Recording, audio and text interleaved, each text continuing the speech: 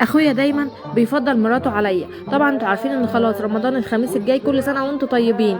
فالمهم بقى ايه، انا طبعا بما ان عندي هنا صفحه على كواي، قلت لازم ازين كده الشقه بتاعتي الزينه بتاعت رمضان واصور وانزل في كواي. انتوا عارفين بقى رمضان في كواي اصلا مختلف، رمضان في كواي يعني الفرحه والبهجه كلها.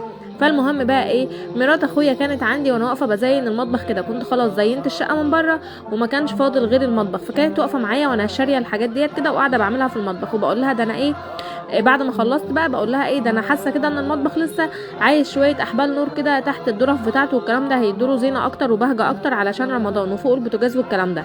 فقالت لي خلاص ماشي. قلت لها خلاص ماشي ايه؟ قالت لي خلاص ماشي، وانت بتشتري احبال النور بتاعتك اعملي حسابي بقى في الزينه كلها. قلت لها هجيب لك فلوس منين يا عينيا؟ قالت لي مش انا مرات اخوكي؟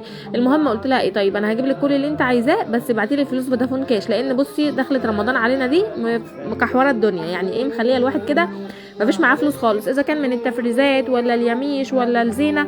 الواحد هيبقى داخل رمضان ابيض يا ورد. فردت عليا قالت لي ايه يعني هتستخسري فيها 200 300 جنيه؟ قلت لها كام يا اختي؟ 200 300 جنيه؟ انت عارفه الفانوس لوحده بكام؟ ده الفانوس اكتر من ال 300 جنيه اللي انت بتتكلمي عليهم دول. قالت لي لا والله. قلت لها اه والله. المهم روحت واشتكت لاخويا وقالت له ان انا مش راضيه اجيب لها الزينه بتاعه رمضان.